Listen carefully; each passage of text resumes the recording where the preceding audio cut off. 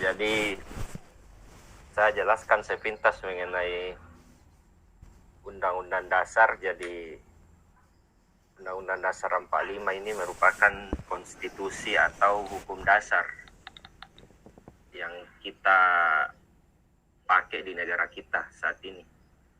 Karena sifatnya yang berstatus hukum dasar, maka sebagai konsekuensinya segala bentuk peraturan yang dibuat atau yang berada di bawah Undang-Undang Dasar 45 itu harus sesuai dengan Undang-Undang Dasar 45 itu sendiri, yaitu disebut hukum dasar.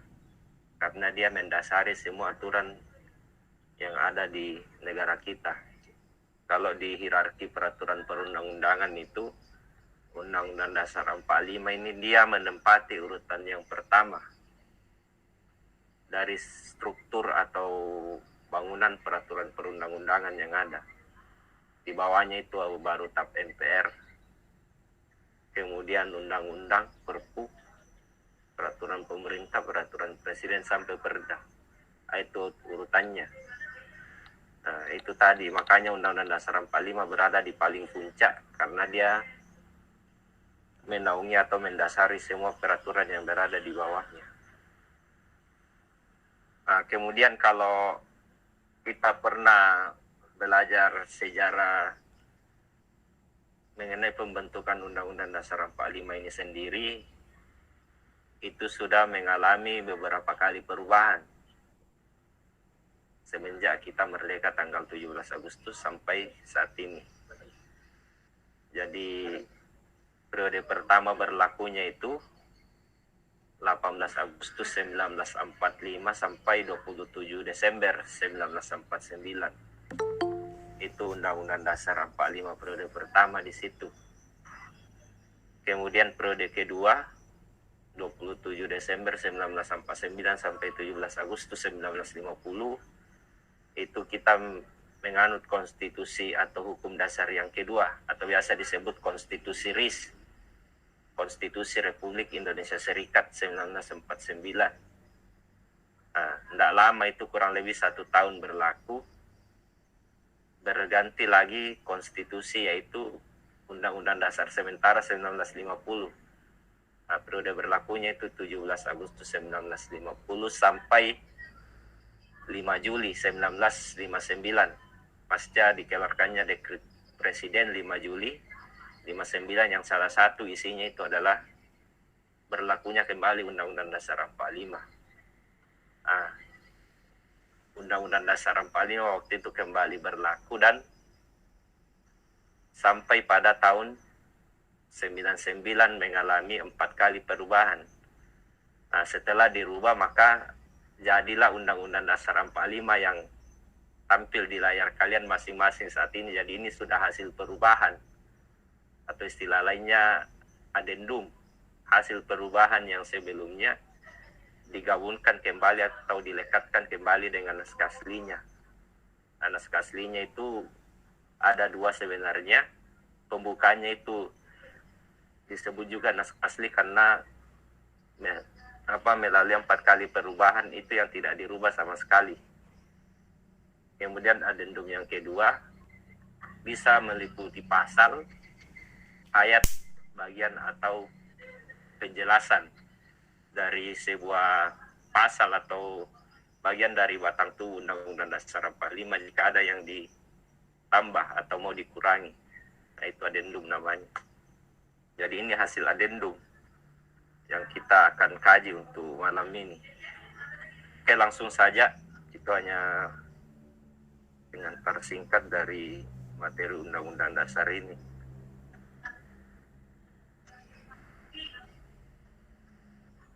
Nah, ini judulnya analisis batang tubuh. Analisis itu artinya kita mau mengkaji lebih mendalam maksud dari setiap pasal.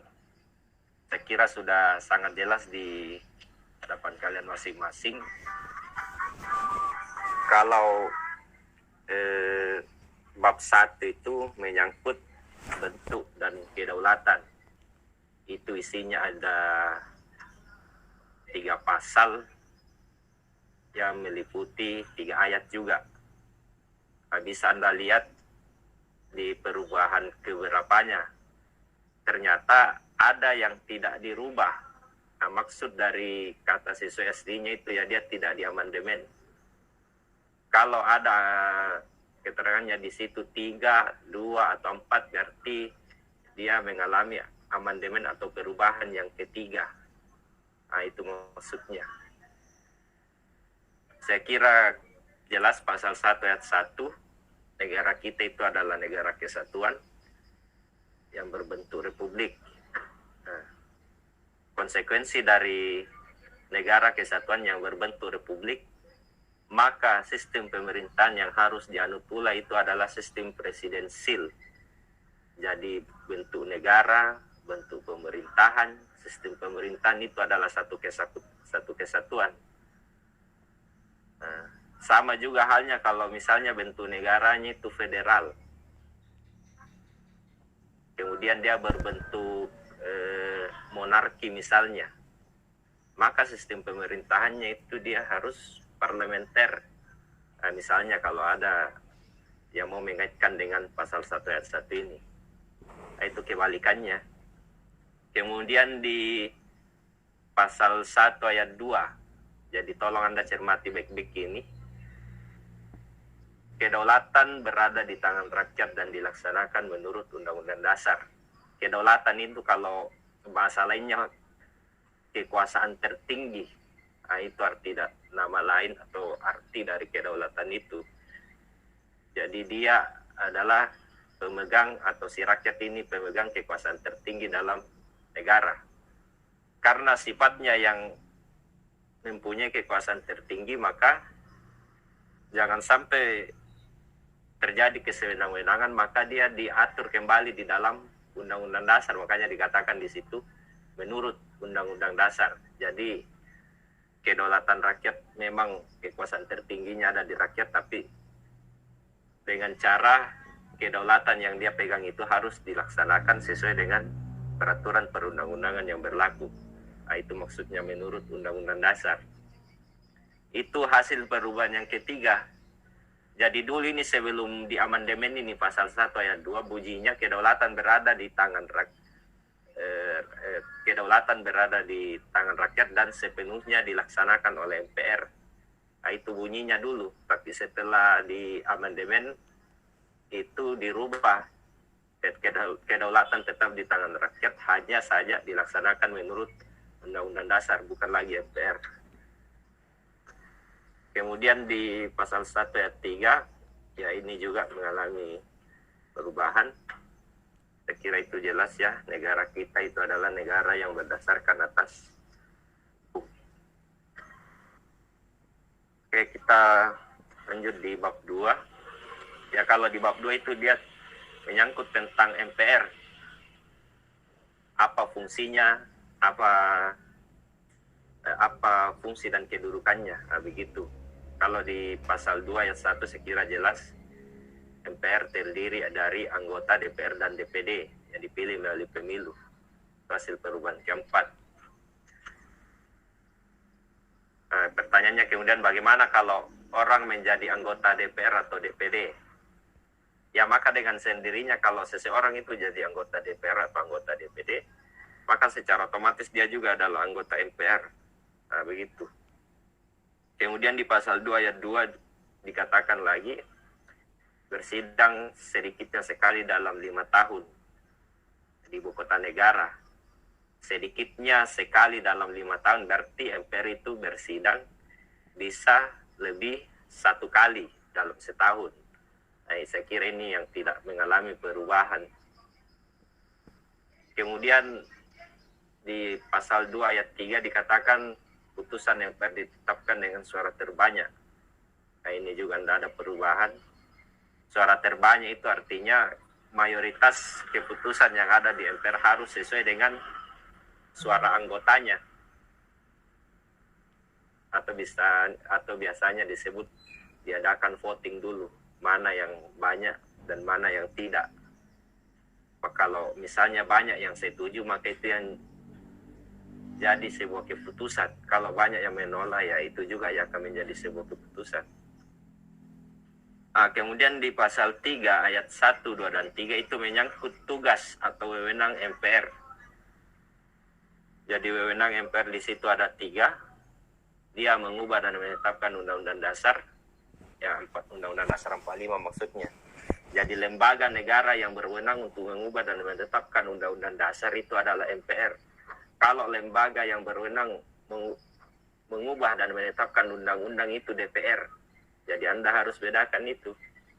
Jadi jangan samakan undang-undang dasar dengan undang-undang. Kalau undang-undang dasar itu hanya satu, hanya undang-undang dasar 45.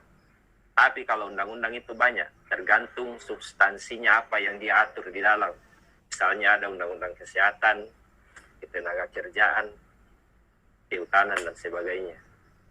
Kemudian tugasnya yang kedua, dia juga melantik presiden dan wakil presiden. Ini biasanya dilakukan sekali dalam 5 tahun. Kemudian di ayat 3 dikatakan MPR juga dapat memberhentikan presiden dan wakil presiden menurut Undang-Undang Dasar. Ya, jadi presiden itu bisa sewaktu-waktu bisa diberhentikan oleh MPR, misalnya kalau dalam masa jabatannya itu dia melakukan pelanggaran hukum, itu bisa meskipun masa jabatannya belum habis.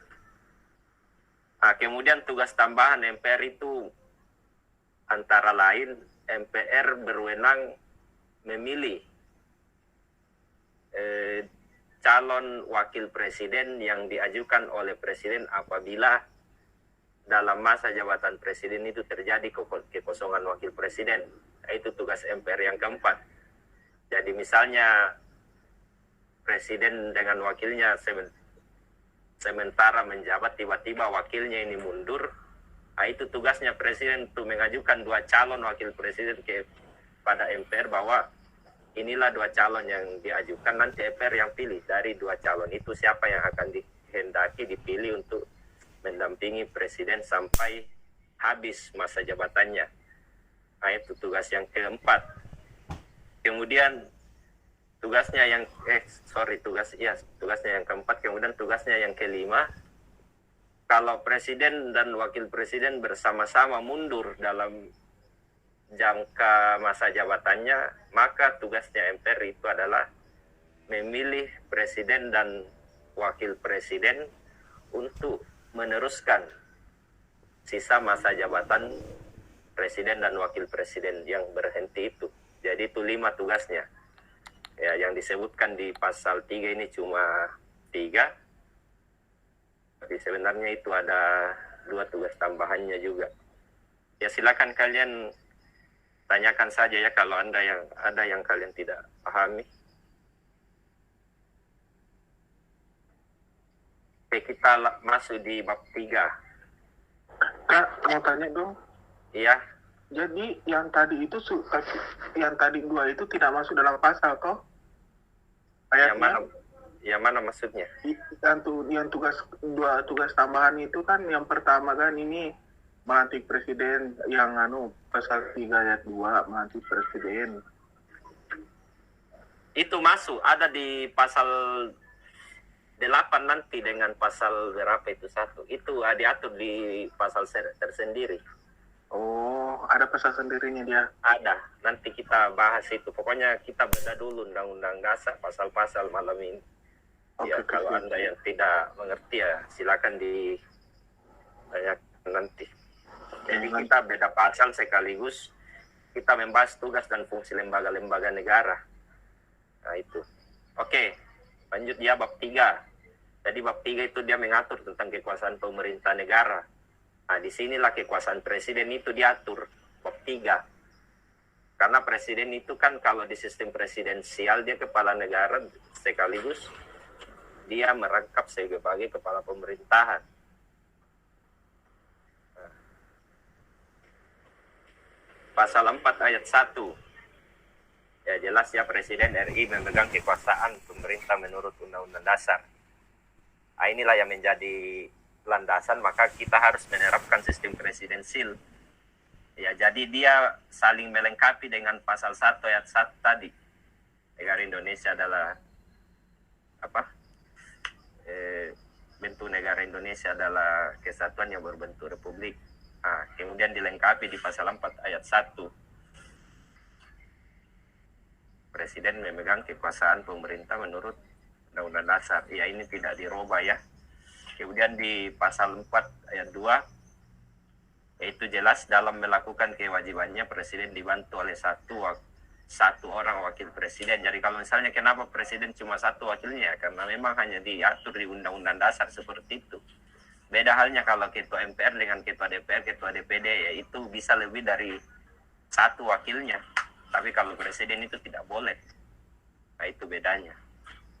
Kemudian di pasal 5, ya, presiden berhak mengajukan RUU kepada DPR.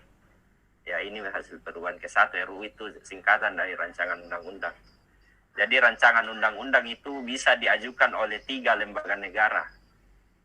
Bisa dari presiden, bisa dari DPR sendiri, dan bisa dari DPD. Nah, inilah lembaga negara yang berwenang mengajukan rancangan undang-undang.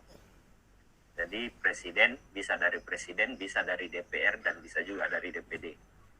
Kemudian di pasal 5 ayat 2, presiden menetapkan PP atau peraturan pemerintah untuk menjalankan undang-undang sebagaimana mestinya.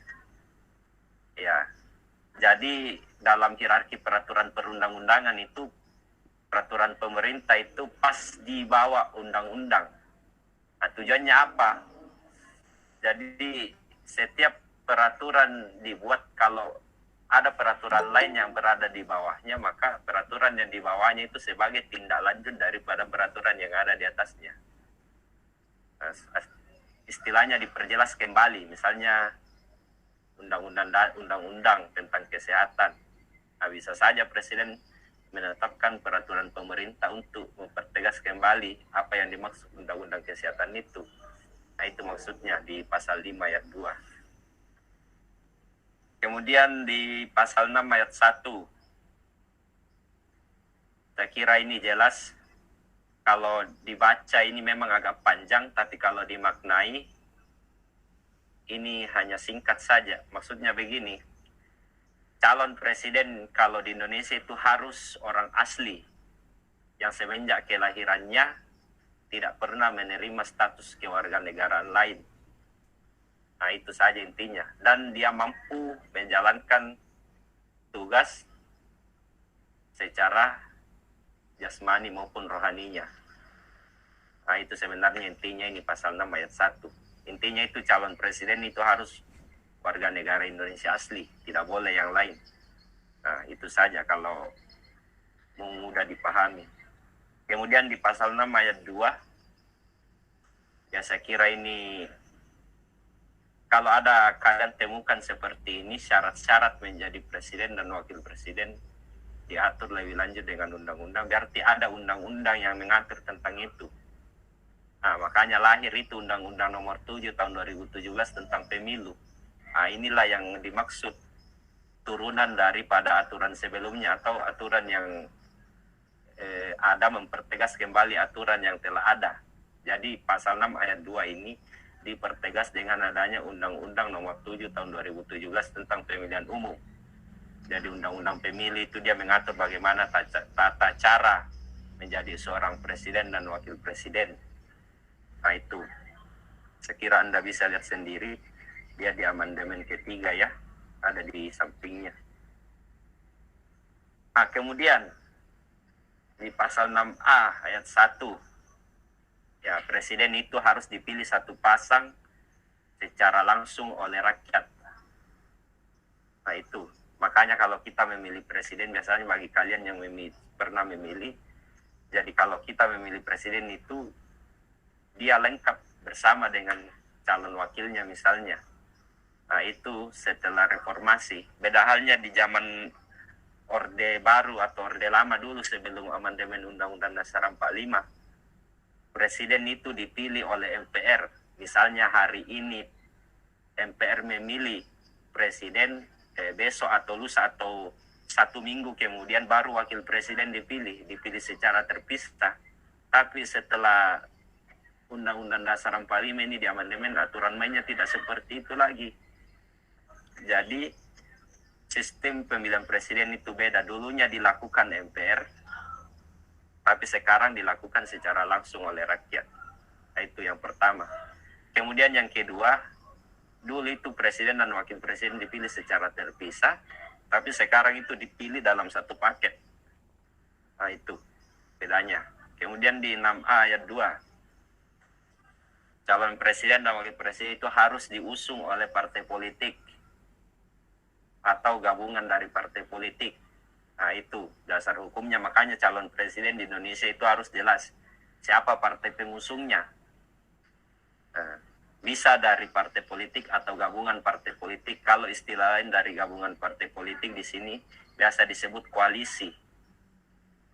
Nah, itu. Jadi beda halnya dengan pemilihan gubernur dengan bupati atau wali kota. Kalau gubernur, bupati, atau wali kota bisa tidak melalui jalur partai politik. Kalau Anda pernah dapat, ya biasa itu ada calon kepala daerah, gubernur, bupati, atau wali kota, dia mencalonkan diri, tidak melalui dukungan partai politik, tapi hanya bermodalkan KTP atau dukungan dari masyarakat. Tapi kalau calon presiden dan wakil presiden itu aturan mainnya tidak begitu. Pasal 6A ayat 2 itu menjelaskan harus diusung partai politik atau gabungan partai politik. Nah, ini jauh kajiannya kalau kita mau lebih mendalam, tapi saya kira ya cukup hanya itu saja. Itu sebenarnya sudah mewakili kalau Anda pahami substansi yang diatur dari setiap pasal. Kemudian di 6A ayat 3, ya ini maksudnya kalau misalnya dua pasangan calon presiden yang maju, kalau salah satunya itu sudah memperoleh suara 50%, kalau di rata-rata dari jumlah 34 provinsi yang ada di Indonesia, maka dia ditetapkan sebagai presiden dan wakil presiden terpilih. Itu pasal 6A ayat 3. Jadi kalau misalnya ada dua calon, yang satu sudah memperoleh 50% atau 50% ke atas, sedangkan yang pasangan kedua misalnya hanya memperoleh 49, maka otomatis yang 50% itu ke atas dia yang ditetapkan sebagai pemenang. Nah, pertanyaannya bagaimana kalau misalnya pemilihan presiden dan wakil presiden itu ada yang tidak mencapai suara maksimal 50% ini? Nah, itu pernah terjadi di pemilu 2004 dulu, ketika presiden dan wakil presiden itu dipilih langsung oleh rakyat, di mana pada waktu itu ada 5 calon yang memperoleh suara terbanyak itu hanya SBY dengan Megawati.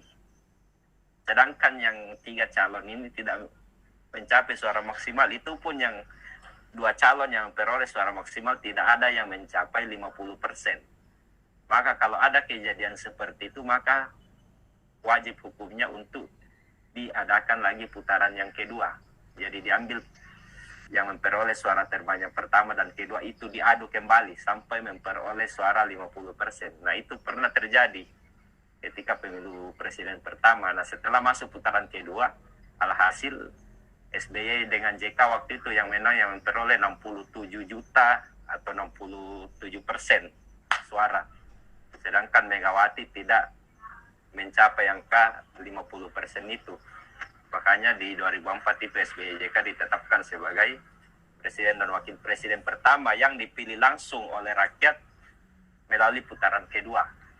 Jadi presiden Indonesia yang dipilih langsung oleh rakyat Indonesia untuk pertama kali itu hanya dimulai dari SBY dan JK sampai sekarang itu dipakai.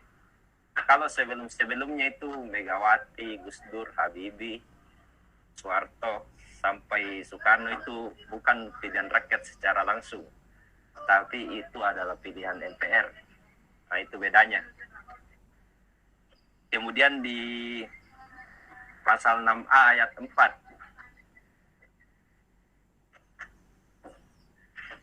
saya kira ini sudah jelas, tadi saya jelaskan kalau ada calon presiden yang tidak atau wakil presiden yang tidak memperoleh suara terbanyak dalam pemilihan putaran pertama, maka diadakan lagi putaran kedua untuk memilih presiden dan wakil presiden.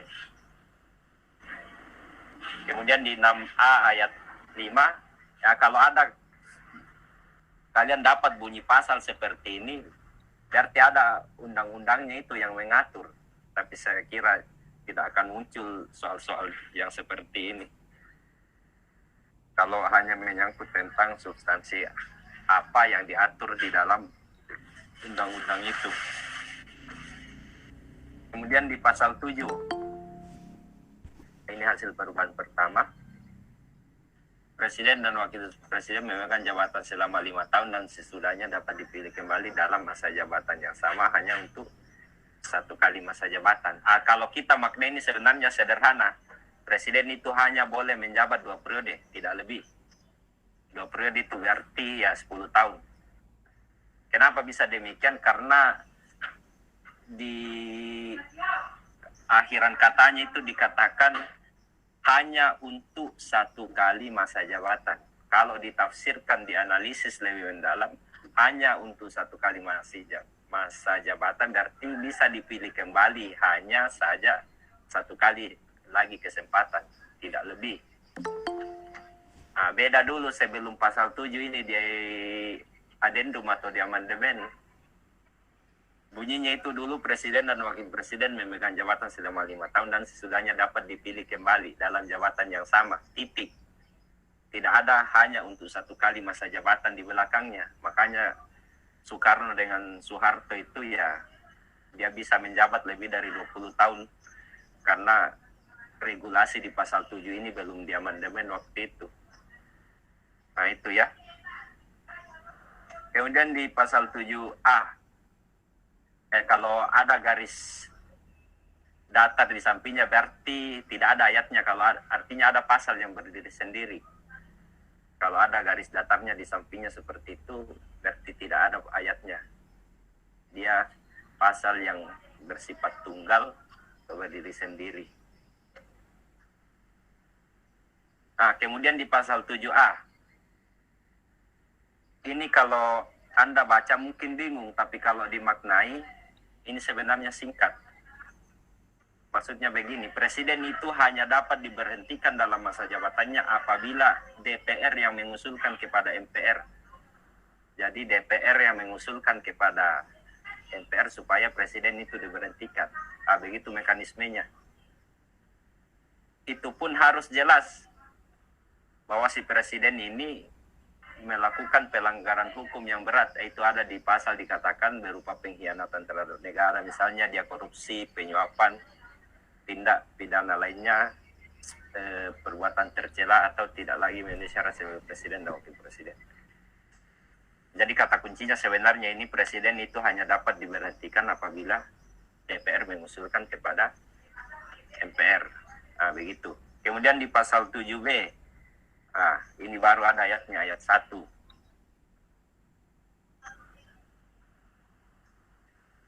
Artinya begini, supaya mudah kalian mengerti. Pemberhentian presiden dan wakil presiden itu kan diusulkan DPR kepada MPR. Tapi sebelum usulan DPR itu diputus atau ditindaklanjuti oleh MPR, maka tuduhan DPR bahwa presiden ini melakukan pelanggaran hukum misalnya, itu harus dibuktikan dulu tuduhannya si DPR ini apa betul si presiden ini misalnya dia melakukan pelanggaran hukum. Tugasnya yang membuktikan itu ada di MK. Jadi bolanya itu dulu dimasukkan di MK, diproses, diadili. Nanti setelah MK memutus itu, baru dikembalikan lagi ke DPR.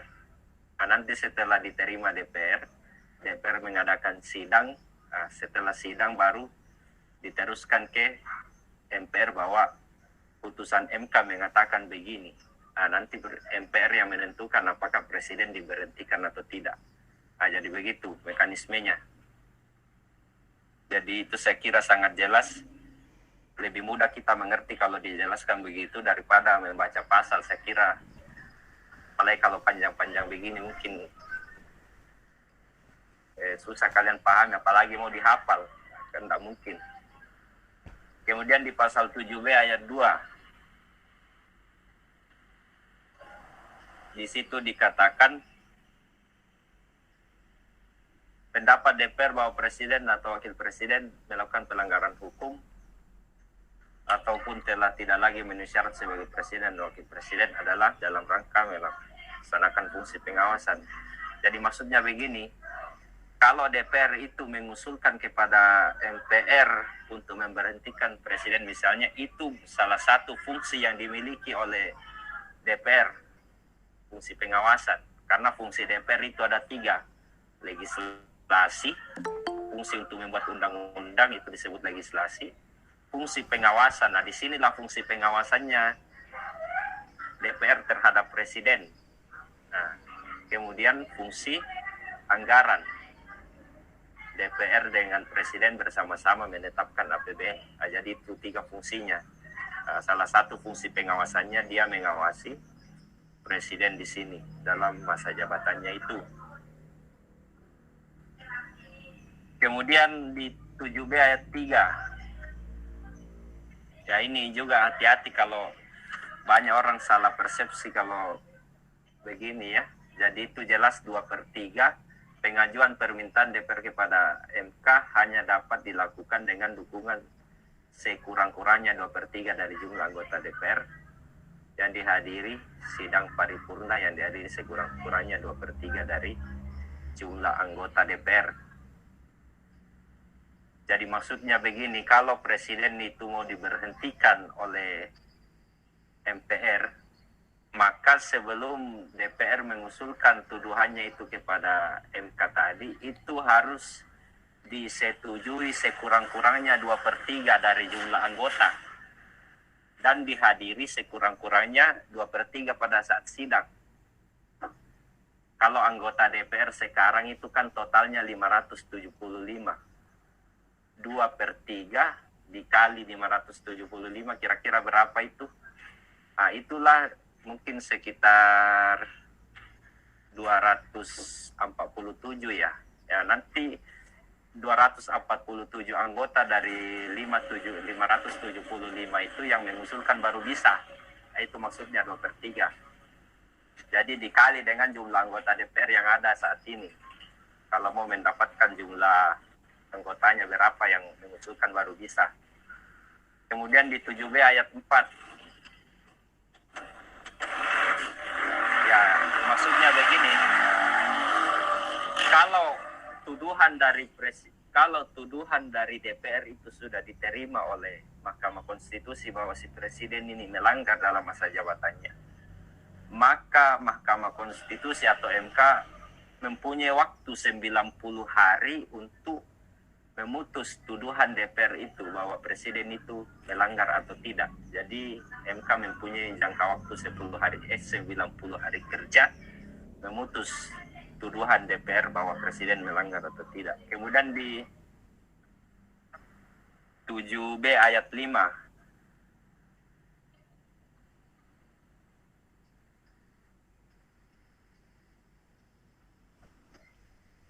Ya ini saya kira sudah saya singgung juga tadi. Apabila sudah MK memutuskan misalnya bahwa presiden itu dan wakil presiden bersalah, misalnya dia melakukan pelanggaran hukum, maka putusan MK itu ditindaklanjuti oleh DPR. Jadi DPR di sini dia bersidang, itu pun dia bersidang harus disetujui dan dihadiri 2/3 dari jumlah anggota tadi. Nah, nanti setelah disetujui baru diteruskan kepada MPR untuk memberhentikan presiden dan wakil presiden. Itu pun presiden tidak langsung diberhentikan begitu saja. Tapi kalau menurut aturan mainnya itu, presiden dan atau wakil presiden biasanya diberikan kesempatan untuk membela diri dulu.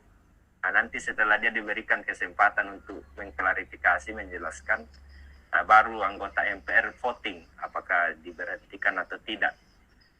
Nah, begitu. Kemudian di 7B ayat 6. Nah, ketika MPR sudah menerima usul pemberhentian presiden dari DPR tadi berdasarkan putusan MK, maka MPR mempunyai jangka waktu 30 hari untuk memutus presiden ini apakah dia diberhentikan atau tidak. Nah, Jadi kalau di MK tadi dia punya batas waktu 90 hari untuk memutus, kalau di MPR dia punya jangka waktu 30 hari memutus itu sejak dia menerima usul pemberhentian tersebut.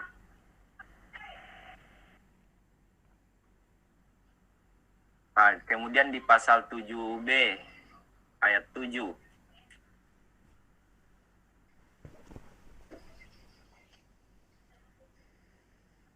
Nah, saya kira ini sudah saya juga singgung. Kalau mekanisme pemberhentian presiden di MPR harus dihadiri sekurang-kurangnya 3/4 dari jumlah anggota.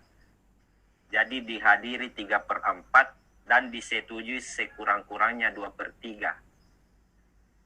Nah, kemudian dikatakan lagi presiden diberi kesempatan menyampaikan penjelasan diberi kesempatan menyampaikan penjelasan, artinya diberi kesempatan untuk melakukan pembelaan diri dulu sebelum diputus. Jadi kalau sidang DPR tadi pemberhentian presiden itu diusulkan 1/3 dan dihadiri 1/3 jumlah anggota. Kalau mekanismenya di MPR itu dihadiri sekurang-kurangnya 3/4 dan disetujui sekurang-kurangnya 2/3. Nah, begitu. Jadi ingat, anggota MPR itu adalah gabungan antara anggota DPR dengan anggota DPD. Kalau anggota DPR itu kan 575 yang ada saat ini. Anggota DPD kurang lebih 134. Jadi kalau diakumulasi itu total anggota MPR itu ada sekitar 700, ya kurang lebih 711 anggota gabungan antara MPR dengan gabungan antara DPR dengan DPD. Jadi 3/4 dikali 701, itulah yang wajib hadir. Kemudian 2/3 dikali 701, itulah yang menyetujui, baru bisa presiden itu diberhentikan. Nah, kira-kira begitu. Kemudian di pasal 7C, itu presiden tidak dapat membekukan atau membubarkan DPR. Itu hasil perubahan ketiga. Kenapa? Karena presiden dengan DPR itu adalah lembaga negara yang setara. Kedudukannya sama, sejajar. Maka dia tidak boleh saling menjatuhkan satu sama lain. Kalau ada yang mengatakan apa dasarnya ini dia diatur. Nah, ini pernah terjadi di era kepemimpinan Presiden Gus Dur dulu. Gus Dur itu pernah dia membubarkan DPR. Tapi itu tidak jadi. Karena Gus Dur waktu itu tidak mempunyai legitimasi atau pembenaran politik akan tindakan yang dia keluarkan itu. Nah, makanya ketika amandemen ketiga di tahun 2001, yang diatur itu adalah presiden tidak dapat membekukan atau membubarkan DPR. Sebaliknya pun DPR tidak dapat memberhentikan presiden. Nah, jadi dua lembaga negara yang tidak boleh saling menjatuhkan satu sama lain karena posisinya itu setara. Kemudian di pasal 8 ayat 1. Nah, ini saya kira jelas. Misalnya dalam masa jabatannya presiden tiba-tiba mangkat itu nama lain dari meninggal, dia mengundurkan diri atau berhenti, dia diberhentikan atau dia tidak dapat melakukan kewajibannya, maka dia digantikan oleh wakil presiden sampai masa jabatannya habis. Nah, itu pernah terjadi ketika Soeharto digantikan oleh Habibie ketika dia mengundurkan diri tahun 1998, dan Gus Dur digantikan oleh Megawati ketika Gus Dur diberhentikan oleh MPR tahun 2001. Jadi itu pernah kita pakai ini pasal 8 ayat 1. Kemudian di pasal 8 ayat 2, dalam hal terjadi kekosongan wakil presiden, selambat-lambatnya 60 hari MPR menyelenggarakan sidang untuk memilih. Ya, maksudnya begini, salah satu tugas MPR tadi yang tidak disebutkan di pasal 3, di sini tugasnya dia. Salah satunya itu adalah MPR mempunyai jangka waktu 60 hari untuk menyelenggarakan sidang memilih memilih wakil presiden dari 2 calon yang diusulkan presiden. Nah, itu jangka waktunya 60 hari MPR diberi waktu itu. Apabila terjadi kekosongan wakil presiden, maka tugasnya presiden mengajukan 2 calon kepada MPR. Ya, nanti MPR pilih siapa yang akan dia pilih dari 2 calon itu. Dan waktunya itu 60 hari untuk menentukan sikap. Sekira itu. Kemudian di pasal 8 ayat 3. Coba Anda cermati dulu. Ini panjang tapi sebenarnya sederhana kalau dipahami.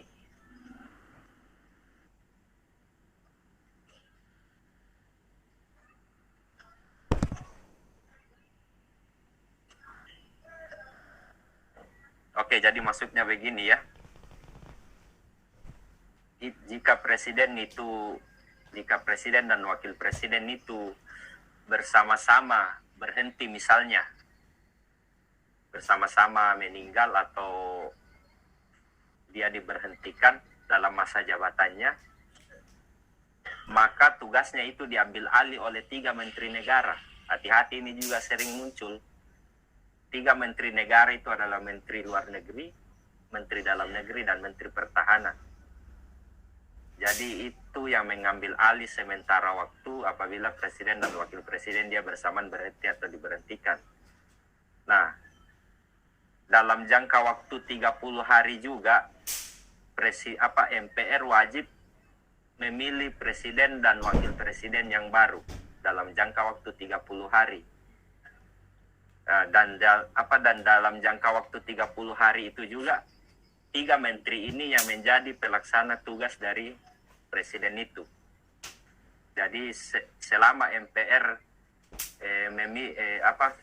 MPR membahas dan memilih calon presiden dan wakil presiden yang baru, ya itu tugas presiden diambil alih oleh 3 menteri ini.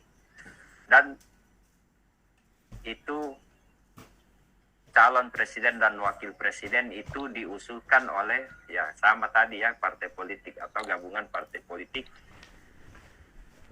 yang pasangan calon presiden dan wakil presidennya meraih suara terbanyak pertama dan kedua dalam pemilu sebelumnya. Maksudnya begini, kalau di pemilu sebelumnya taruhlah misalnya di 2000, tapi kayaknya ini sulit diterapkan di Indonesia karena selama ini semenjak 2004 itu calon presiden itu hanya 2 sampai saat ini. Ya, ini bisa dipakai apabila calon presiden itu lebih dari 2 pasangan calon, misalnya 3 atau 4. Maka partai politik kembali mengusulkan calonnya yang meraih suara terbanyak dan kedua pada pemilu sebelumnya untuk ditetapkan oleh MPR sebagai pasangan presiden dan wakil presiden sampai masa jabatan presiden yang berhenti itu selesai. Nah, itu maksudnya ini pasal 8 ayat 3. Jadi bisa disimpulkan pelaksana tugas presiden dan wakil presiden apabila dia diberhentikan bersama itu diambil alih 3 menteri dalam negeri, luar negeri, dan menteri pertahanan. Dan selambat-lambatnya pula dalam jangka waktu 30 hari MPR wajib memilih presiden dan wakil presiden untuk mengisi kekosongan itu yang pasangan calonnya itu diajukan oleh partai politik atau gabungan partai politik yang pasangan calonnya meraih suara pertama dan kedua terbanyak dalam pemilu sebelumnya sampai berakhir masa jabatannya presiden yang diberhentikan itu. Saya kira ini ya. Kemudian lanjut pasal 9 ayat 1, sebelum memangku jabatan presiden dan wakil presiden bersumpah menurut agama atau berjanji dengan sungguh-sungguh di hadapan MPR dan DPR. Ya ini ya, kalau misalnya presiden dilantik, itu kan presiden dilantik setiap sekali dalam 5 tahun, maka dia wajib bersumpah menurut agama atau berjanji kalau dia kebetulan presidennya itu non-muslim, dengan sungguh-sungguh di hadapan MPR atau DPR. Jadi presiden itu dilantik di hadapan MPR. Nah, karena salah satu tugasnya MPR tadi, dia melantik presiden. Nah, pertanyaannya bagaimana kalau presiden itu tidak dapat dilantik di hadapan MPR Apa kira-kira alternatifnya itu? Kalau misalnya ada keadaan yang mengharuskan presiden itu tidak dapat dilantik di hadapan sidang MPR. Ada yang tahu ini? Ya, alternatifnya itu pernah diterapkan di masa Habibie. Karena dulu di masa Habibie itu ketika dia menggantikan Soeharto yang mengundurkan diri, Habibie itu dia tidak bisa dilantik di hadapan sidang MPR. Karena waktu itu gedung MPR itu diduduki mahasiswa. Jadi tidak bisa masuk. Nah, solusinya si Habibie ini dilantik cukup di Istana Negara saja, dengan menghadirkan ketua dan wakil ketua MPR dan disaksikan oleh Mahkamah Agung. Nah, itu alternatifnya atau solusi apabila presiden dan wakil presiden tidak dapat dilantik di hadapan MPR. Jadi cukup ketua atau wakil ketua MPR ini dipanggil di istana negara misalnya, dan dia disumpah, dilantik dan disaksikan oleh ketua Mahkamah Agung. Nah, begitu prosedurnya.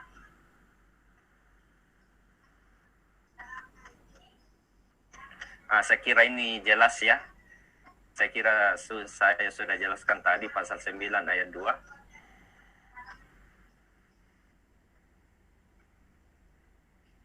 Oke, kita masuk di pasal 10. Jadi presiden itu memegang kekuasaan yang tertinggi atas Angkatan Darat, Angkatan Laut, dan Angkatan Udara. Makanya presiden itu adalah panglima tertinggi tentara, karena rujukannya itu di pasal 10. Nah, ini tidak diamandemen sesuai naskah aslinya. Kemudian di pasal 11 ayat 1, presiden dengan persetujuan DPR menyatakan perang, membuat perdamaian dan perjanjian dengan negara lain. Jadi ada beberapa kebijakan presiden itu yang terkadang harus mendapat persetujuan DPR atau persetujuan dari lembaga negara lain. Ada juga yang tidak. Nah, begitu. Kemudian di ayat 2 lagi dikatakan presiden membuat perjanjian internasional juga harus mendapat persetujuan DPR. Jadi dia membuat perdamaian, menyatakan perang, mengadakan perjanjian internasional, semuanya harus mendapat persetujuan DPR. Saya kira ayat 3 tidak perlu saya uraikan lebih jauh. Kemudian di pasal 12, presiden menyatakan keadaan bahaya, syarat-syarat dan akibatnya itu ditetapkan dengan undang-undang. Nah, inilah yang dimaksud keadaan bahaya sekarang di masa pandemi COVID saat ini. Itu yang disebut keadaan bahaya. Kemudian syarat-syarat dan akibatnya keadaan bahaya ditetapkan dengan undang-undang. Maka sebagai solusinya lahirlah Undang-Undang Karantina Kesehatan dan Undang-Undang Nomor 2 Tahun 2020 yang baru-baru disahkan itu tentang stabilitas keuangan negara di masa pandemi. Nah, ini maksudnya itu pasal 12. Ada undang-undang sebagai tindak lanjut dari pasal ini. Kemudian di pasal 13 ayat 1, presiden mengangkat duta dan konsul. Jadi duta itu adalah orang yang ditempatkan di negara lain yang negara itu mempunyai hubungan kerja dengan negara kita misalnya. Kalau konsulat itu orang yang ditempatkan di negara yang belum merdeka. Contohnya Palestina, yaitu bukan duta yang di Palestina tapi konsulat. Karena Palestina itu belum diakui sebagai sebuah negara yang sah sampai saat ini. Kemudian ayat 2 pasal 32 mengangkat duta, presiden memperhatikan pertimbangan DPR. Jadi saya kira Anda bisa lihat sendiri di pasal 3-nya, di pasal ayat 3-nya lagi dikatakan presiden menerima penempatan duta lain juga dengan memperhatikan pertimbangan DPR. Jadi presiden menerima duta dan dia mengangkat dan menerima duta itu harus dengan pertimbangan DPR. Kemudian dia pasal 14 ayat 1.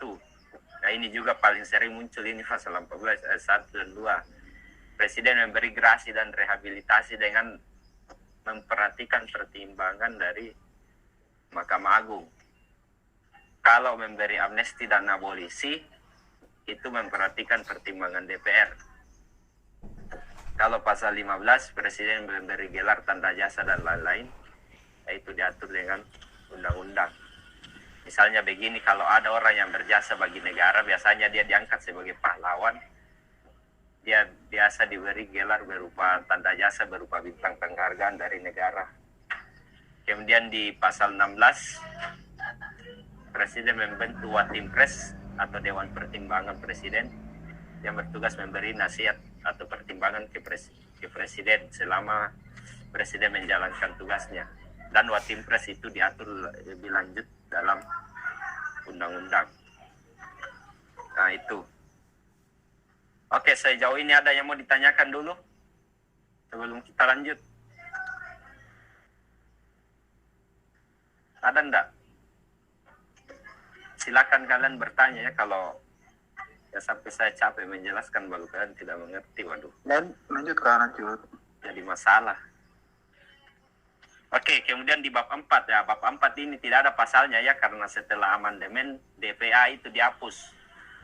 Jadi Dewan Pertimbangan itu dihapus. Pertanyaannya apa gantinya Dewan Pertimbangan Agung dihapus? Jadi pasal 16 itu ada namanya Dewan Pertimbangan Presiden Watimpres, itu yang menggantikan Dewan Pertimbangan Agung.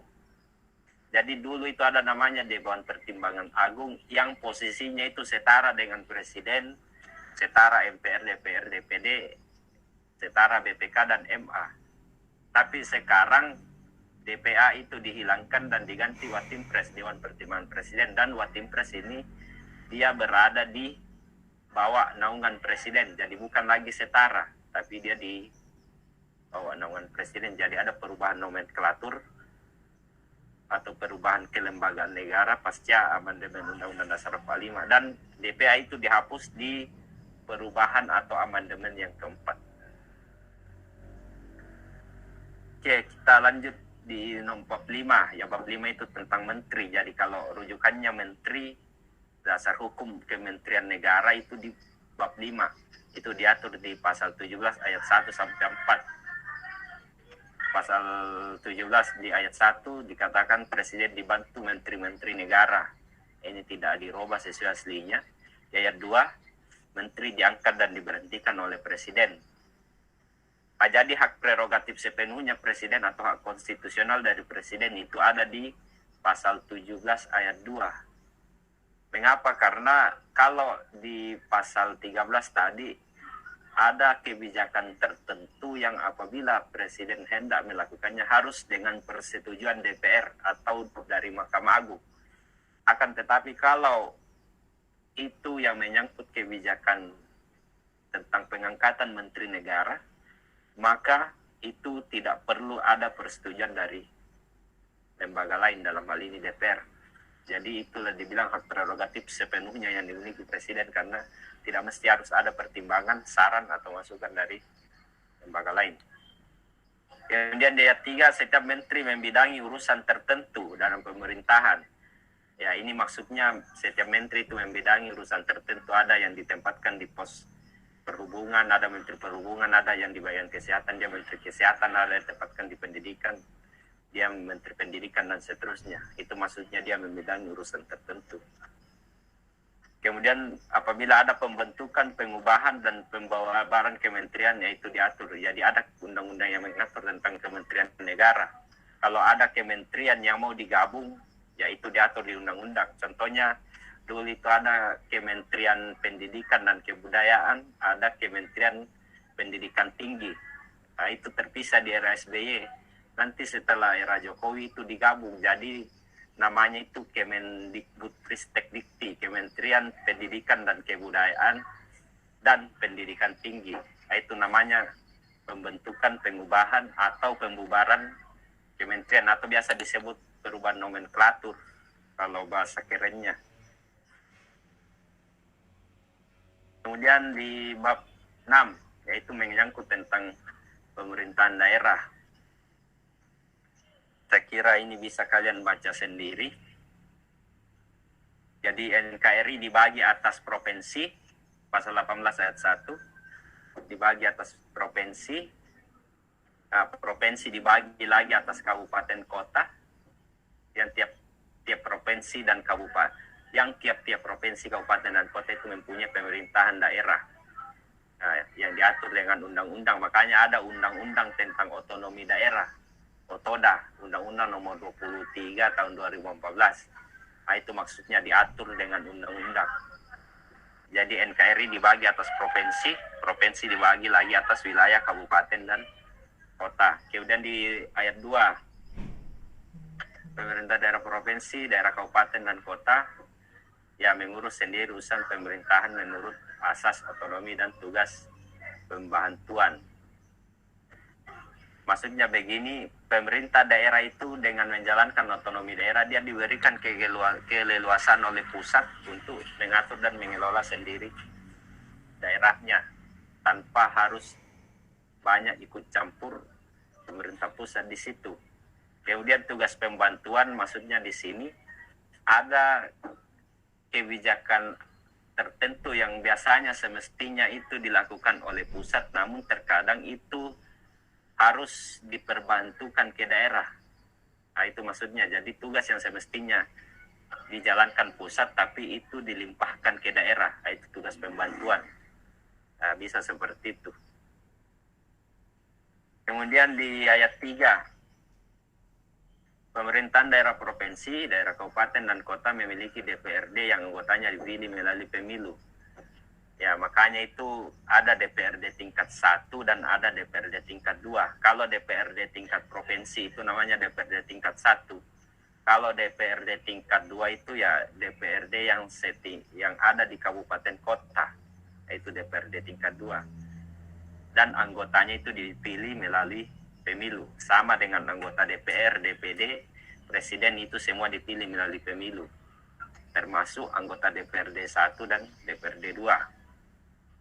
Kemudian di ayat 4 dikatakan lagi, gubernur, bupati, wali kota masing-masing sebagai kepala pemerintah daerah, provinsi, kabupaten, kota yang dipilih secara demokratis. Artinya dia dipilih melalui pemilu juga, sama dengan anggota DPRD tadi. Jadi kalau gubernur itu memimpin provinsi, bupati itu memimpin kabupaten, dan wali kota itu memimpin kota. Begitu maksudnya. Jadi kalau di Indonesia itu dia tidak selamanya kabupaten, namun ada beberapa daerah juga yang statusnya kota. Misalnya kalau di Sulawesi Selatan itu dia terdiri dari 24 kabupaten kota, 3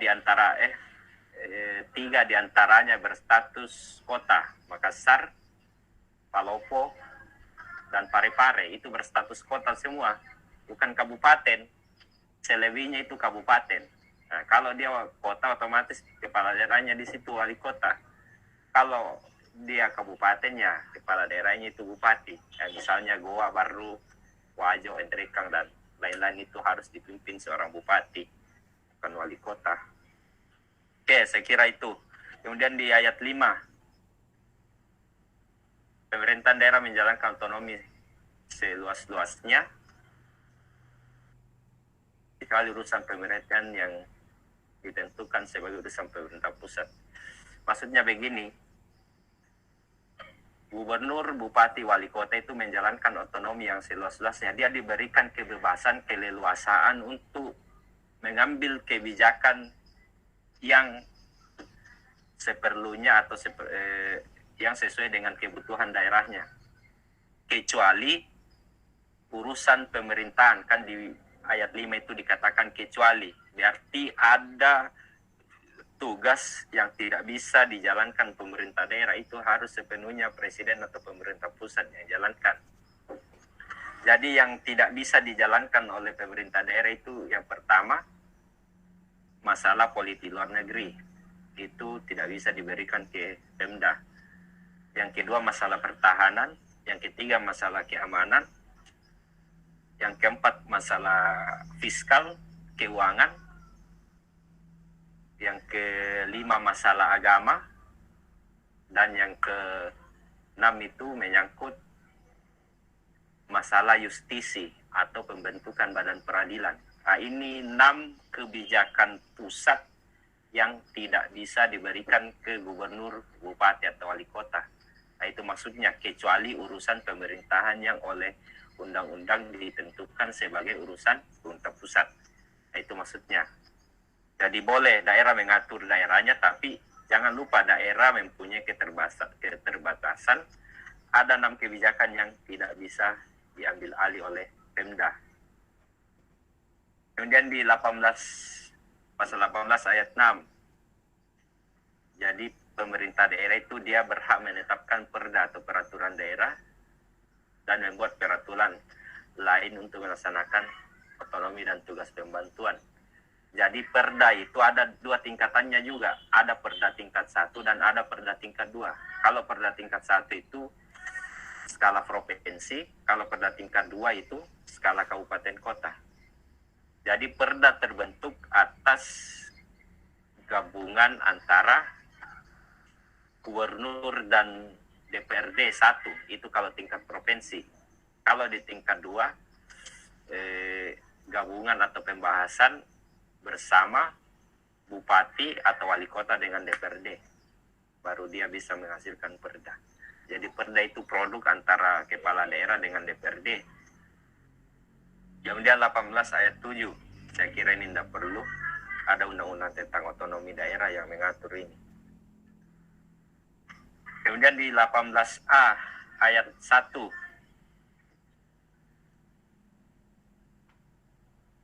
Ya, ini menyangkut hubungan antara pemerintah daerah dengan pemerintah pusat. Yaitu diatur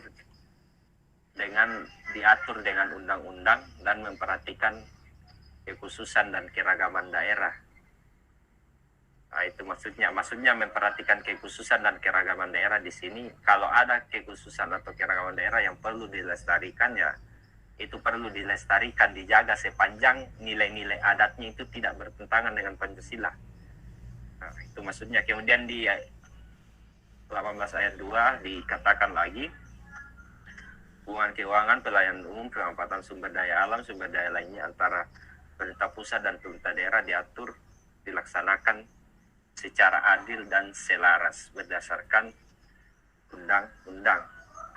Artinya begini, kalau kebijakan pemerintah itu yang menyangkut masalah keuangan, pelayanan umum, pemanfaatan sumber daya alam atau sumber daya lainnya, pemerintah pusat dengan daerah itu harus bersinergi, harus saling berkoordinasi supaya kedua pemerintah ini bisa betul-betul maksimal dalam menjalankan undang-undang. Jangan sampai misalnya Pemda katakan A, tapi pusat katakan B. Nah, itu yang dihindari. Makanya pemerintah itu harus sinergi. Jangan sampai maunya presiden ini, tapi gubernur misalnya menjalankan lain. Kan itu yang tidak diinginkan. Nah, itu. Kemudian di 18B ayat 1.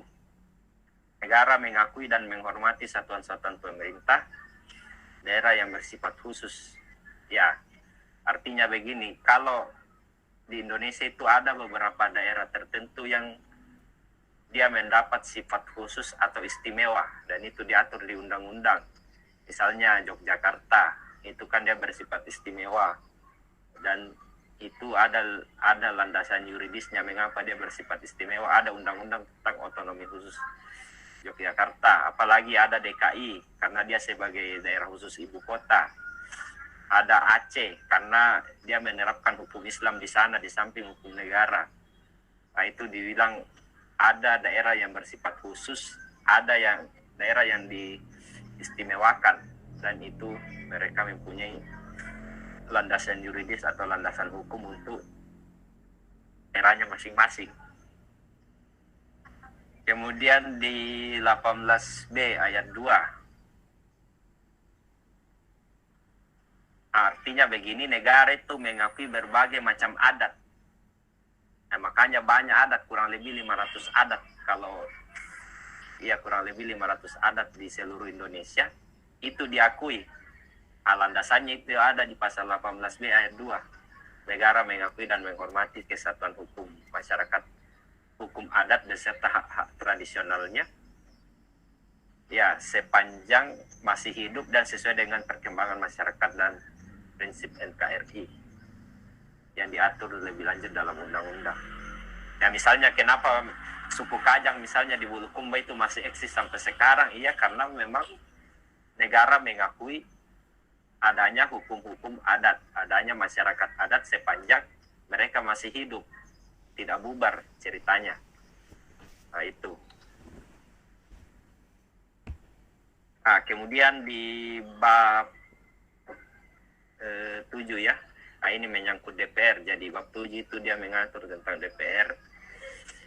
Saya kira ini saya percepat saja. Jadi anggota DPR itu dipilih melalui pemilu 19 ayat 1. Itu perubahan kedua. Susunan DPR diatur dengan undang-undang ya, ada namanya Undang-Undang MD3. Susunan tentang anggota MPR, DPR, DPD, dan DPRD. Nah, itu susunan DPR diatur dengan undang-undang. Kemudian di ayat 3, DPR bersidang sedikitnya sekali dalam setahun. Berarti bisa DPR bersidang lebih dari sekali dalam setahun. Karena di sini kan dikatakan sedikitnya sekali, berarti bisa lebih dari satu kali. Kemudian nomor pasal 20 ayat 1, ya DPR memegang kekuasaan membentuk undang-undang. Jadi itu tadi saya sudah singgung, kekuasaan membentuk atau mengajukan undang-undang itu bisa dilakukan Presiden, DPR, atau DPD. Kemudian di 20 ayat 2, setiap RUU dibahas oleh Presiden dan DPR dan Presiden untuk mendapatkan persetujuan bersama. Jadi kalau ada rancangan undang-undang yang mau disahkan menjadi undang-undang, itu tidak bisa atau tidak serta-merta melibatkan satu lembaga saja. Misalnya DPR saja terlibat, itu tidak bisa, tapi harus juga melibatkan Presiden. Makanya dikatakan harus mendapat persetujuan bersama karena ada dua lembaga terlibat di situ dalam penyusunannya, DPR dan Presiden. Nah, begitu. Kemudian di ayat 3 pasal 23 dikatakan jika rancangan undang-undang itu tidak mendapat persetujuan bersama, RUU itu tidak boleh diajukan lagi dalam persidangan DPR masa itu. Maksudnya begini, kalau rancangan undang-undang yang pertama itu sudah dibahas Presiden dan DPR, tapi pembahasan pertama itu tidak mendapat persetujuan bersama, tidak ada kompromi yang bisa dicapai kedua belah pihak, maka rancangan undang-undang itu tidak boleh diajukan kembali dalam masa persidangan DPR berikutnya. Wajib diganti. Kalaupun mau mengganti dengan yang lainnya, itu baru bisa diajukan kembali. Tapi kalau substansinya masih sama, ya itu yang ditolak. Nah, begitu maksudnya. Jadi bisa mengajukan asalkan dia mengajukan RUU yang baru, bukan yang sebelumnya yang ditolak itu. Kemudian di pasal 20 ayat 4, ya misalnya kalau RUU itu sudah disetujui bersama antara, kalau Presiden sudah menyetujui bersama DPR sebuah rancangan undang-undang menjadi undang-undang, maka tugas Presiden mengesahkan undang-undang itu. Jadi tugas mengesahkan undang-undang di Indonesia itu tugasnya Presiden, bukan DPR. DPR itu hanya sebatas menyetujui. Nah, jadi Anda hati-hati di sini. Yang mengesahkan itu Presiden, yang menyetujui itu DPR. Nah, begitu. Kemudian di ayat 5, dalam hal RUU yang telah disetujui bersama tersebut tidak disahkan oleh Presiden dalam waktu 30 hari semenjak RUU tersebut sah menjadi undang-undang dan wajib diundangkan. Misalnya begini, ketika undang-undang itu sudah disetujui bersama antara Presiden dengan DPR, lantas Presiden tidak mengesahkan dalam jangka waktu 30 hari kerja, maka dengan otomatis rancangan undang-undang yang telah disetujui bersama itu sah menjadi undang-undang tanpa harus ada pengesahan dari Presiden. Nah, itu maksudnya. Kenapa? Karena ya sudah disetujui bersama tadi. Jadi tidak bisa langsung dibatalkan secara sepihak. Nah, itu ya. Atau ada yang mau bertanya dulu? Kalau ada, silakan. Kalau tidak ada, ya kita lanjut. Ya. Lanjut, Kak. Kemudian di pasal 20A ayat 1. Ya, DPR tadi memiliki 3 fungsi. Fungsi legislasi, kalau fungsi legislasi itu kaitannya dengan fungsi membentuk undang-undang. Fungsi anggaran, ya fungsi untuk menetapkan APBN. APBN itu anggaran pendapatan belanja negara. Dan fungsi pengawasannya tadi itu ya, dia bisa mengusulkan pemberhentian presiden kepada MPR, yaitu fungsi DPR dalam hal pengawasan. Kemudian di 20A ayat 2, dalam melaksanakan fungsi selain hak yang diatur dalam pasal-pasal lain, Undang-Undang Dasar ini DPR mempunyai hak interpelasi, hak angket, dan hak menyatakan pendapat.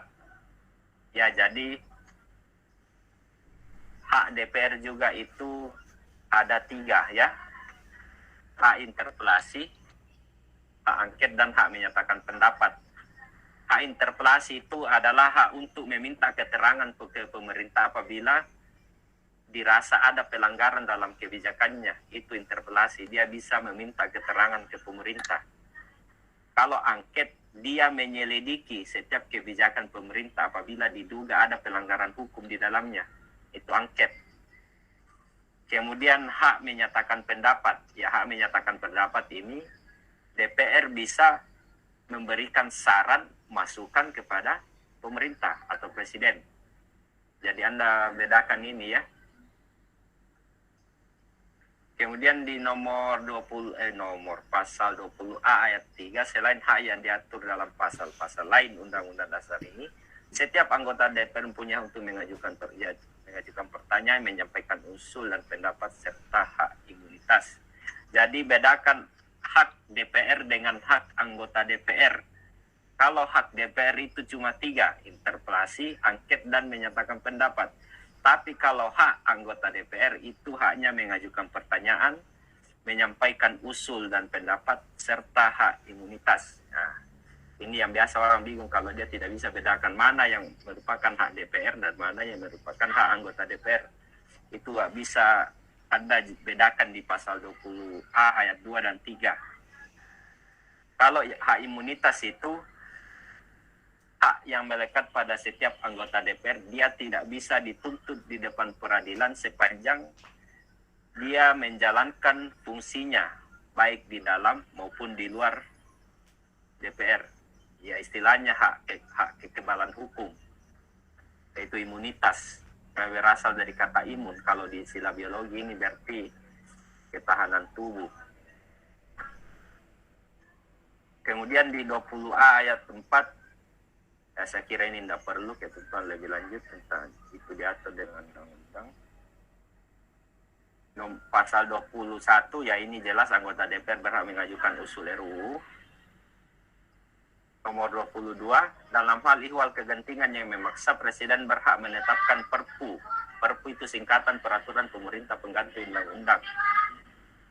Misalnya ada yang dirasa genting dalam sebuah negara, darurat, yaitu bisa Presiden menetapkan Perpu. Misalnya di 2020 dulu, Presiden Jokowi mengeluarkan Perpu nomor 1 tahun 2020 tentang situasi gawat darurat nasional akibat COVID, yaitu Perpu, pengganti undang-undang. Jadi dia mengenyampingkan atau mengabaikan undang-undang yang mengatur tentang kesehatan sebelumnya karena negara dalam keadaan genting. Ya, jadi Perpu itu bisa dikeluarkan apabila negara dalam situasi darurat, bahaya. Pasal 12 tadi mengatakan Presiden menetapkan keadaan bahaya. Nah, keadaan bahaya itulah yang ditindaklanjuti dengan Perpu, peraturan pemerintah pengganti undang-undang. Kemudian di pasal 22 ayat 2, Perpu itu harus mendapat persetujuan DPR dalam persidangan berikutnya. Jadi meskipun Presiden keluarkan Perpu, itu harus kembali lagi ke DPR apakah dia disetujui atau tidak. Kemudian di ayat 3 dikatakan jika tidak mendapat persetujuan maka Perpu itu harus dicabut.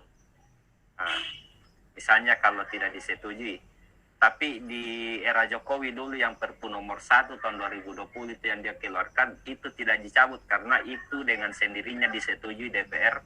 Sehingga konsekuensi apabila Perpu disetujui DPR maka dia menjadi undang-undang yang baru. Maka lahirlah Undang-Undang nomor 20 tahun 2020 tentang stabilitas keuangan negara di masa pandemi sebagai tindak lanjut dari Perpu nomor 1 tahun 2020 tadi. Jadi itu kalau dia disetujui, tapi kalau tidak disetujui misalnya, maka Perpu itu harus dicabut. Nah, itu pernah terjadi di zaman SBY dulu ketika Ketua Mahkamah Konstitusi Tuakil Mukhtar ditangkap KPK karena korupsi. Presiden mengeluarkan Perpu waktu itu, tapi sayangnya Perpu itu kandas karena tidak disetujui DPR. Alhasil Presiden SBY waktu itu harus mencabut Perpu yang dia keluarkan itu. Lanjut nomor 22A. Saya kira ini tidak perlu ketentuan lebih lanjut tentang ya ini tidak, kalau ada muncul ini saya kira ya mustahil ya, karena tidak terlalu urgensi. Ini juga pasal 20A dan 22B saya juga tidak perlu. Nah ini bab 7A ini bab 7A tentang DPD ya. Jadi di pasal 22C itu ayat 1, anggota DPD itu dipilih dari setiap provinsi melalui pemilu. Nah, jadi anggota DPR, anggota DPD itu sama-sama dipilih melalui pemilu. Cuma bedanya kalau anggota DPD itu dia tidak melalui jalur partai. Tapi kalau anggota DPR itu harus melalui partai masing-masing. Nah, itu bedanya. Kemudian di ayat 2, anggota DPD dari setiap provinsi jumlahnya sama, dan jumlah seluruh anggota DPD tidak lebih dari sepertiga jumlah anggota DPR. Maksudnya begini, anggota DPD itu tidak boleh lebih banyak daripada anggota DPR. Kalau anggota DPR itu kan ya 575 anggota. Kalau anggota DPD saat ini ya 134 anggota. Nah, itu maksudnya tidak boleh lebih dari sepertiga. Dan anggota DPRD dari setiap provinsi itu sama, 34 provinsi di Indonesia, maka setiap provinsi itu diwakili oleh 4 anggota DPD. Jadi 4 kali 34 provinsi ya, itulah total anggota DPD se-Indonesia. Dan jumlahnya tidak boleh lebih dari sepertiga anggota DPR. Pasal 20C ayat 3, DPD bersidang sedikitnya sekali dalam setahun, berarti DPD ini bisa bersidang lebih dari 1 kali, sama DPR tadi. Saya kira 22C ayat 4 tidak perlu.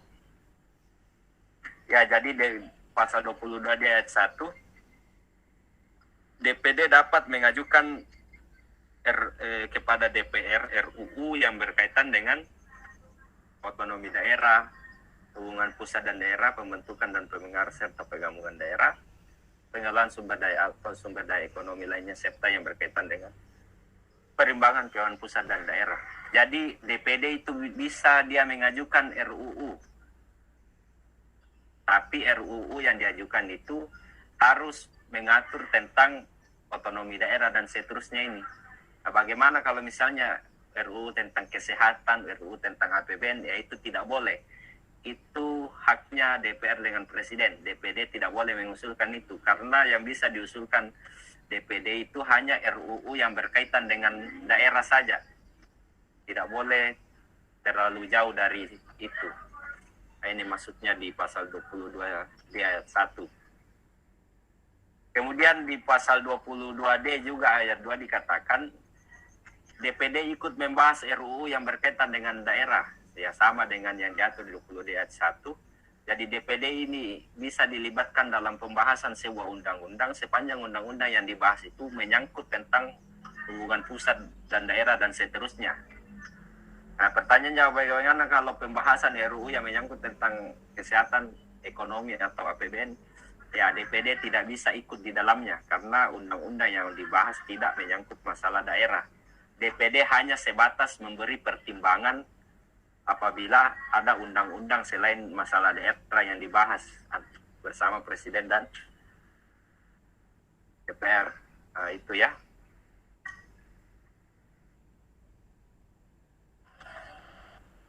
Kemudian, ya saya kira ini sudah tadi. Oh ya, ini masih ada tinggal. Ya, jadi DPD juga itu dia bisa memberikan pertimbangan kepada DPR undang-undang atau rancangan undang-undang yang berkaitan dengan APBN, pajak, pendidikan maupun agama. Ya, jadi itu. Jadi Anda catat baik-baik ini, DPD bisa memberikan pertimbangan kepada DPR dalam hal RUU APBN, RUU pajak, RUU pendidikan, dan atau RUU agama.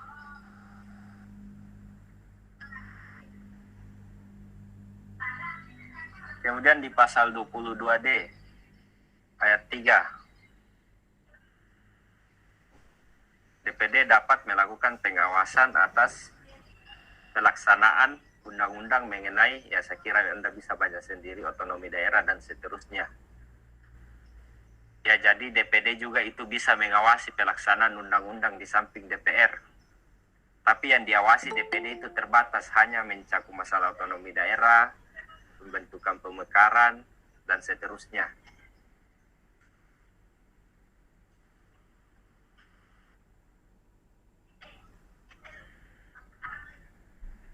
Kemudian di bab 7B, ya inilah landasan pemilu kita itu dilaksanakan secara luber-jurdil. Luber-jurdil itu singkatan dari langsung, umum, bebas, rahasia, jujur, dan adil setiap 5 tahun sekali. Kemudian di pasal 22E ayat 2, pemilu diselenggarakan untuk memilih anggota DPR, DPD, Presiden, Wakil Presiden, dan DPRD. Jadi pemilu itu diadakan untuk memilih DPR, DPD, Presiden, Wakil Presiden, dan DPRD. Kemudian di ayat 3, peserta pemilu untuk anggota DPR dan anggota DPRD adalah partai politik. Jadi anggota DPR dengan anggota DPRD itu harus dipilih, harus diusung oleh partai politik. Kemudian di ayat 4, peserta pemilu anggota DPD itu adalah perseorangan, artinya dia tidak diusung oleh partai politik. Kemudian ayat 5, pemilu diselenggarakan oleh KPU yang bersifat nasional, tetap, dan mandiri, ya. Kemudian saya kira tidak perlu nomor ayat 6. Jadi penyelenggara pemilu di Indonesia itu adalah KPU. Jadi landasannya KPU itu di pasal 22E ayat 5, hasil perubahan yang ketiga. Kemudian di bab 8, yaitu kalau menyangkut hal keuangan, itu diatur di bab 8. Saya kira ini sangat jelas. Kenapa? Ada yang mau ditanyakan? Cara efektifnya enggak? Ada cara efektifnya? Ya, cara efektifnya kalau saya jelaskan seperti ini supaya Anda mengerti. Ini sebenarnya saya sudah persingkat ini materinya. Kalau di bahasa Undang-Undang Dasar asli tidak seperti ini. Tapi ini hanya saya persingkat supaya Anda lebih mengerti. Kira-kira bisa ya? Atau saya tampilkan misalnya, tidak perlu misalnya kalau kalian tidak pahami, kalian bertanya saja. Filenya saja Kak nanti. Filenya saja ya. Oke, saya lanjut ya. Jadi saya kira kalau hal keuangan itu di bab 8. Ini jelas. Rancangan undang-undang APBN itu menyangkut masalah keuangan. Jadi APBN disusun atas kemauan oleh berdasarkan kemauan Presiden dan DPR, itu APBN. Dan muatan materinya itu harus sesuai dengan kemakmuran rakyat, yaitu pasal 1, pasal 23 ayat 1. Kemudian di ayat 2 dikatakan RUU APBN diajukan Presiden, dibahas DPR dengan memperhatikan pertimbangan DPD. Jadi RUU APBN itu dibahas Presiden dengan DPR dengan memperhatikan pertimbangan DPD. Begitu. Kemudian di 23 ayat 3, apabila DPR tidak menyetujui rancangan APBN yang diusulkan Presiden, maka pemerintah menjalankan APBN tahun lalu. Saya kira ini jelas kalau APBN yang RUU APBN yang misalnya tidak disetujui Presiden, tidak disetujui DPR, maka konsekuensinya Presiden atau pemerintah menjalankan APBN tahun lalu. Dan itu setiap tahun Presiden mengusulkan APBN kepada DPR. Saya kira ini tidak perlu. Jadi pajak dan pungutan lain itu diatur dengan undang-undang. Ada undang-undang tentang pajak. Macam dan harga mata uang juga ditetapkan dengan undang-undang. Kemudian hal-hal mengenai keuangan negara itu juga diatur dengan undang-undang. Nah, kalau di pasal 23D itu landasannya itu adalah Bank Indonesia. Jadi yang dimaksud Bank Sentral itu adalah Bank Indonesia ya. Negara memiliki suatu bank sentral, itu Bank Indonesia maksudnya.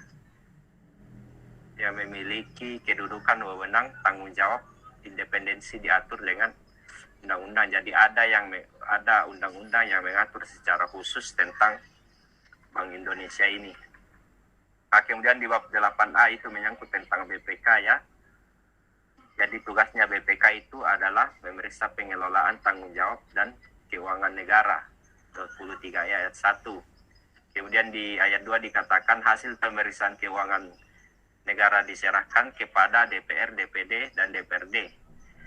Jadi hasil temuan BPK terkait pelanggaran keuangan negara itu sasarannya ada 3 lembaga negara di situ. Ada DPR, DPD, dan DPRD. Kemudian di ayat 3 dikatakan hasil pemeriksaan tersebut ditindaklanjuti oleh lembaga perwakilan atau badan sesuai dengan undang-undang. Maksudnya dari 3 lembaga negara ini tadi, kalau dia sudah menerima laporan dari BPK, maka wajib hukumnya 3 lembaga negara ini menindaklanjuti usulan BPK itu.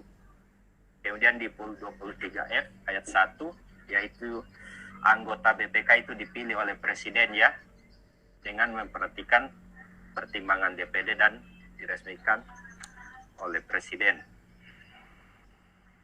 Saya kira ini saja ya terkait saya kira Anda mudah dimengerti kalau singkat-singkat begini. Yang agak sulit dipahami kalau ya agak-agak panjang itu. Jadi saya percepat saja. Saya kira ini mudah jadi dipahami. Jadi bab 9 itu tentang kekuasaan kehakiman. Jadi kekuasaan kehakiman di Indonesia itu dilaksanakan oleh Mahkamah Agung dan badan peradilan di bawahnya. Badan peradilan di bawah Mahkamah Agung itu ada 4.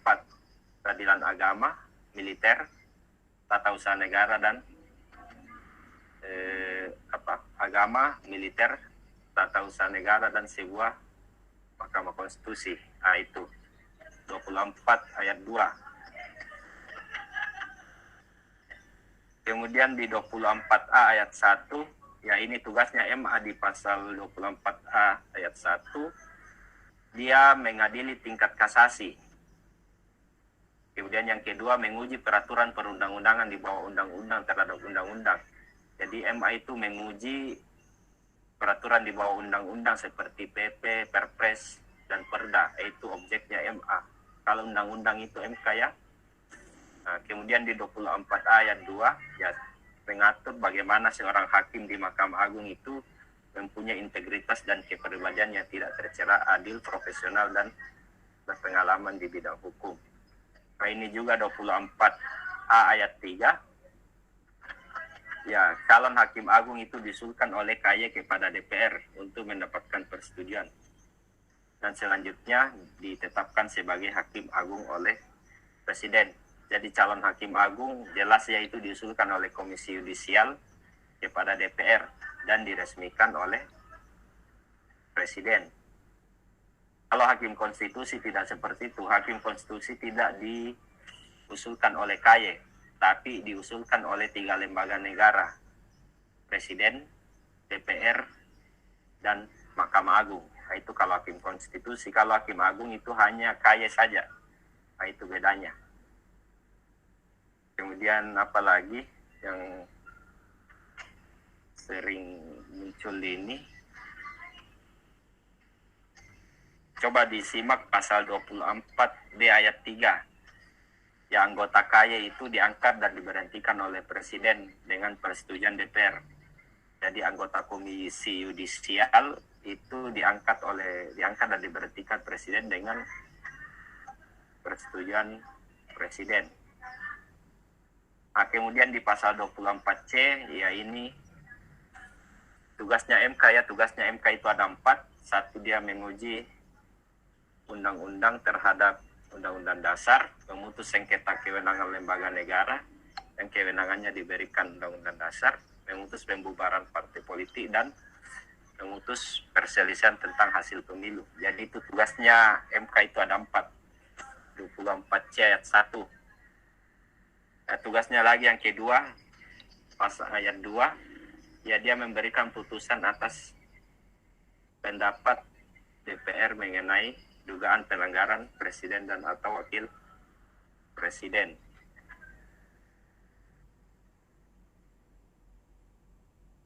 Kemudian di 24C ayat 3, MK mempunyai 9 orang hakim konstitusi yang ditetapkan oleh presiden, yang diajukan masing-masing oleh 3 orang oleh MA itu tadi ya, 3 orang dari Mahkamah Agung, 3 orang dari DPR, dan 3 orang dari Presiden. Jadi hakim MK itu ada 9. 3 orang dari DPR, 3 orang dari Presiden, dan 3 orang dari Mahkamah Agung ya.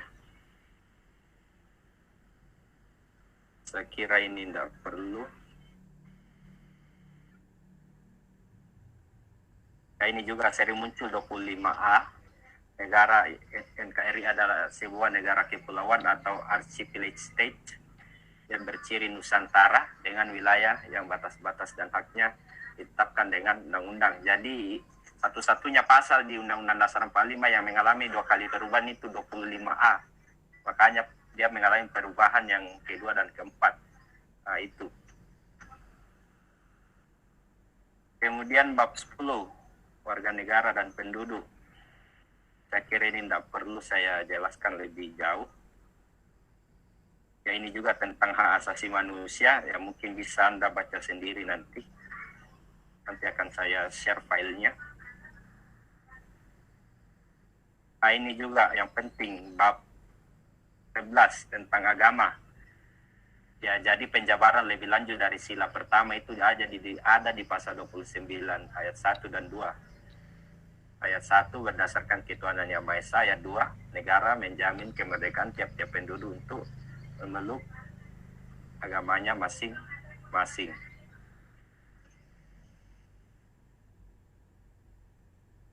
Ini juga saya kira tidak perlu, nanti kalian bisa baca sendiri.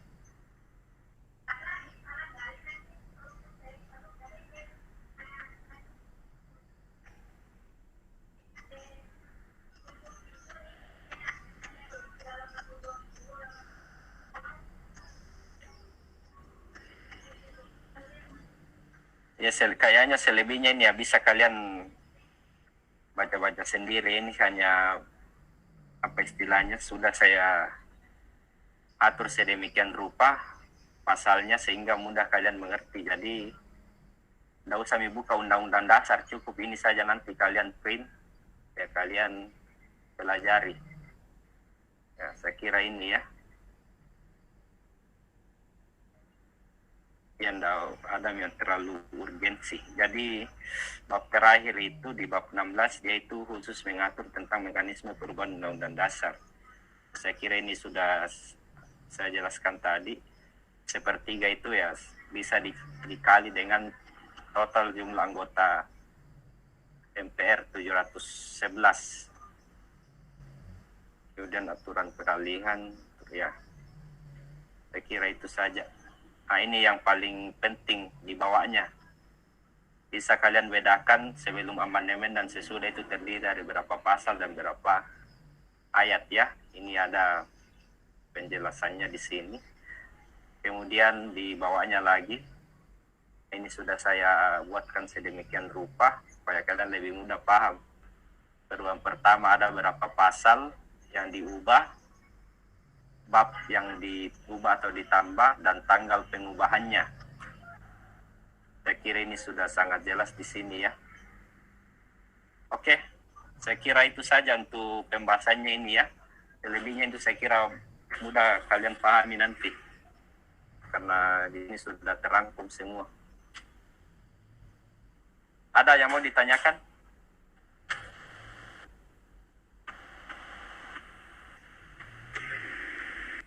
Jadi saya kira tuntas ya untuk masalah ini.